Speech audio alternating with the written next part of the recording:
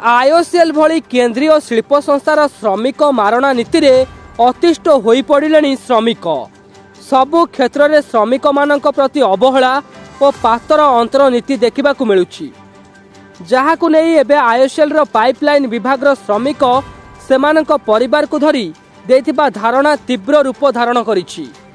8 दफा दाबी को नहीं पाइपलाइन डिविजन पक्षरु धारणा दिया जायतिले मध्य कंपानी कर्तृपक्ष आलोचना को आसी नाहांती, जहाकु नहीं श्रमिक अशांति तीव्र रूप धारण करने सहित जदि कंपानी कर्तृपक्ष श्रमिक मानक दाबी मानिबारे विलंब करती तेबे श्रमिक मानक सहबंधित श्रमिक संगठन तरफ पारादीप विभिन्न शिल्प संस्था कार्य करुथिबा श्रमिक माने आंदोलन में सामिल होई अनिर्दिष्ट काल पई आमरण अनशन में बसिबाकू चेतावनी देइछंती। श्रमिक माने दीर्घ 15 वर्ष धरी कार्य करुथिले मध्य सेमानक दरमा वृद्धि करा जाउ नाही, एपरिकी कैंटीन रे मिलुथिबा खाद्य श्रमिक मानक पई पातर अंतर करा जाउछि।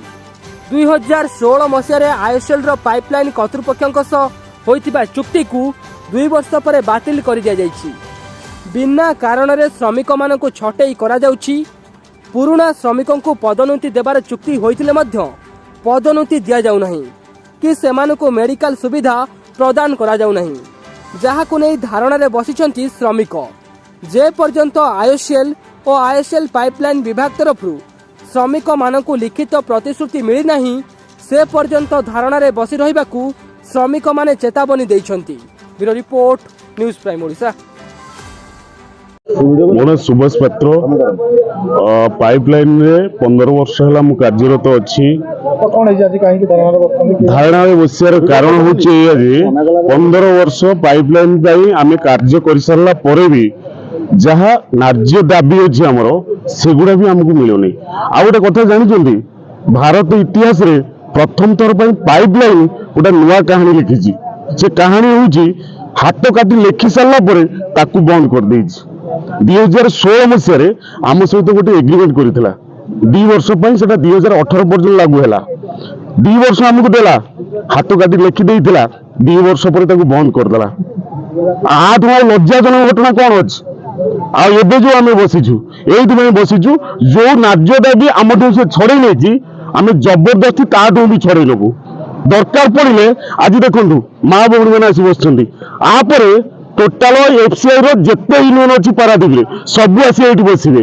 पाइपलाइन रो जो दम अछि ताकू रोकी कि देखौ, नले आम सहित आसी कमिटमेंट करू आउ आमर जो न्याय दाबी अछि ताकू पूरण करू। आ जेपर्यंत आमर न्याय दाबी न मिलछि से पर्यंत आम एठू हटिबुनु। आमर टोटाल पाइपलाइन में जेतिकी श्रमिक काम करंती 300 श्रमिक एठी आम धारणा रे बसिछु। आ आज दाबी आमर जो 8 दफा दाबी देइछु से 8 दफा दाबी पूर्ण न होबा पर्यंत आम एठी बसि रहिबु। आम बसिलनु सोमवार दिन बसिलनु, आज की 4 दिन हो गलानी।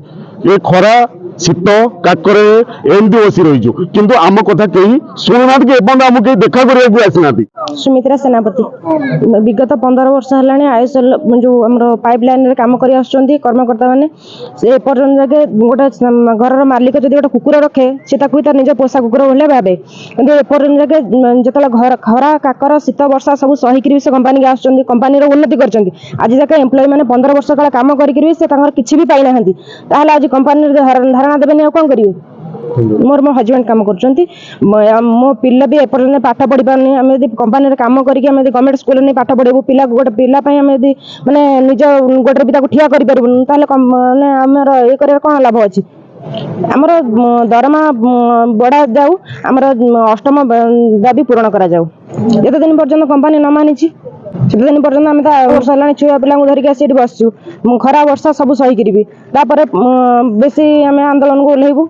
आलोचना एपर्यंत कहीं भी आसी ना सेमती आम आपण भी देखुं खरा काकर भी आम ठिया